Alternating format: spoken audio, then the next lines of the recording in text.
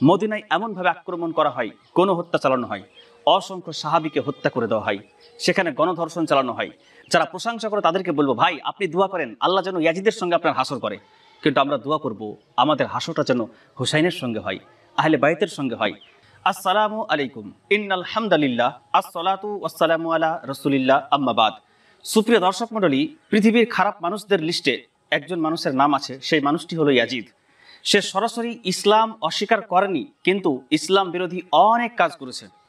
তার খারাপ কাজগুলো দেখলে একজন মুসলমান সহ্য করতে পারে না। অসংখ্য স্কলার তাকে কাফের বলেছেন, অসংখ্য স্কলার বলেছেন যে যেহেতু সে সরাসরি ইসলামের অস্বীকার করেনি, তাই তাকে কাফের হয়তো বলা ঠিক নয়, কিন্তু ফাসিক, জালিম, পালিদ ইত্যাদি যত রকমের আছে, যত রকমের লানত আছে, তার উপরে দেওয়া যায়। ইয়াজিদের কি কি নোংরামি ছিল সেগুলো প্রথমে একটু আলোচনা করি। ইয়াজিদ প্রথম যেই অন্যায় কাজটি করেছে সেটি হলো কারবালার জমিনে ইমাম হুসাইন রাদিয়াল্লাহু তাআলা আনহুকে শহীদ করেছে এবং তার সঙ্গে পরিবারের সদস্যদের শহীদ করেছে। এটা এতটাই জঘন্য কাজ যে এর জঘন্যতা প্রকাশ করতে যে ভাষা সেটা আমার জানা নেই। প্রিয় দর্শক মণ্ডলী, যেখানে ছোট ছোট শিশু কোলে আলী আসগার ছোট্ট বাচ্চা শিশু, এই শিশুটাকেও মাফ করেনি, তাকেও তীর নিক্ষেপ করেছে। সৈন্যদেরকে এতটাই খোলা আজাদি দেওয়া হয়েছিল যে তারা এতটা নির্মম অত্যাচার করেছে যা ভাষায় প্রকাশ করার মতো নয়। কারবালার মাটিতে যখন সবকে শহীদ করে দেওয়া হয়েছিল, তারপরে সেই খিমাগুলোতে আগুন লাগিয়ে দেওয়া হয়েছিল। ফোরাত নদীর পানি বন্ধ। ভাবতে পারছেন যে নবীজির পরিবারের মানুষ, আহলে বাইতদের সদস্যদের সঙ্গে এই রকম অত্যাচার কি কেউ করতে পারে? তাহলে সে কতটা নিচে নেমে গেছিল যে এই কাজ করেছে। এটা ছিল তার সবচাইতে বড় জুলুমের মধ্যে একটা, সবচাইতে বড় অন্যায়ের মধ্যে একটা। যে নবী মুহাম্মদ আরবি সাল্লাল্লাহু আলাইহি সাল্লাম বলেছেন, আল হাসান ওয়াল হুসাইন সাইয়্যিদা সাবাবি আহলিল জান্নাহ। হাসান এবং হুসাইন হলেন জান্নাতের যুবকদের সর্দার।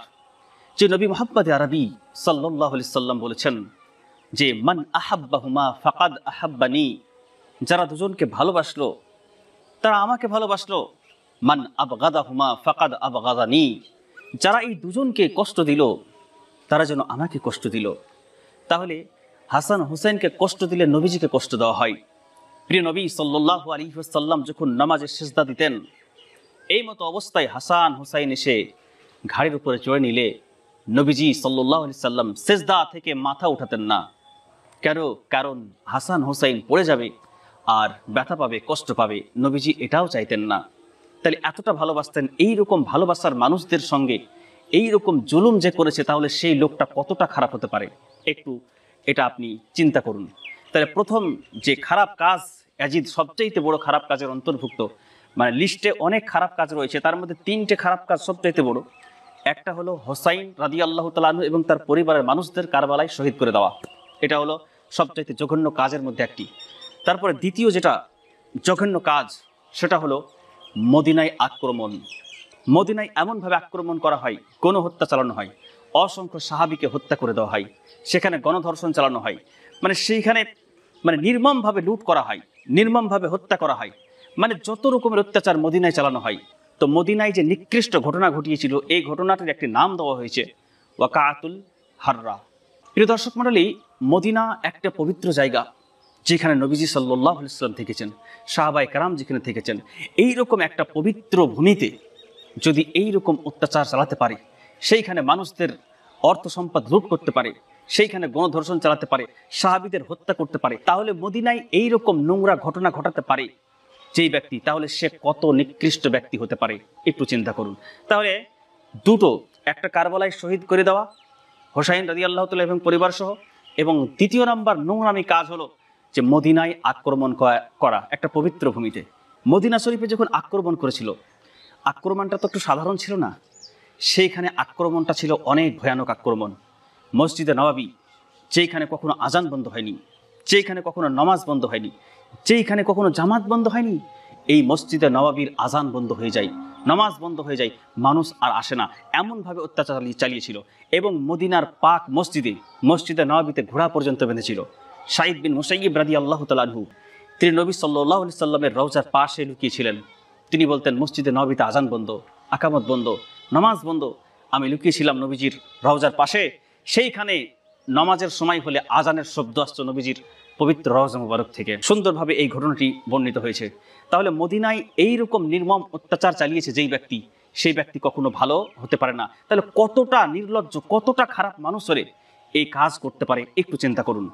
এবার 3 নম্বর যে খারাপ কাজ, সেটা হলো মক্কায় আক্রমণ করা। আব্দুল্লাহ ইবনে জুবাইর রাদিয়াল্লাহু তাআলা আনহুর বিপক্ষে সৈন্যবাহিনী পাঠিয়ে নির্মম অত্যাচার চালায় মক্কায়, এবং মক্কায় আগুন পর্যন্ত লাগিয়ে দেওয়া হয়, কাবা ঘরের গ্লাফ পর্যন্ত পুড়ে যায়।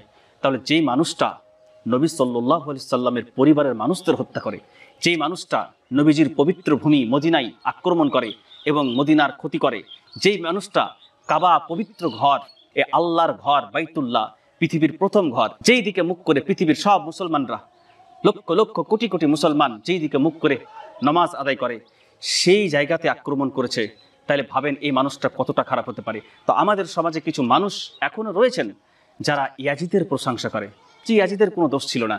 ইয়াজিদ তো সে শাসক ছিল, ইয়াজিদের সৈন্যরা, ইয়াজিদের সেনাবাহিনীরা এই কাজ করেছে।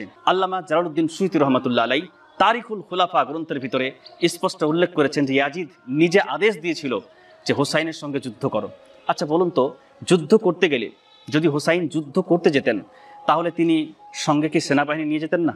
মক্কা থেকে মদিনা থেকে সাহাবীদেরকে নিয়ে যেতেন না, চলো যুদ্ধ করতে হবে? এমনকি চলতে চলতে পথে অনেকে অফার করেছে যে আপনি একটু সুযোগ দিন, আমার কাবিলার মধ্যে প্রায় 18 থেকে 20 হাজার যুবক রয়েছে, এই কাবিলার যুবকদেরকে সৈন্য করে নিয়ে আসবো, সেনাবাহিনী হিসাবে কাজ করবে। বলে না, সেটা লাগবে না। তাহলে যুদ্ধ করার জন্য তিনি যান নাই, বরং তিনি সেইখানে ইসলামের শান্তি তিনি প্রতিষ্ঠিত করতে যাচ্ছিলেন, কিন্তু তাকে সেটা করতে দেওয়া হয়নি, অত্যাচার করা হয়েছে।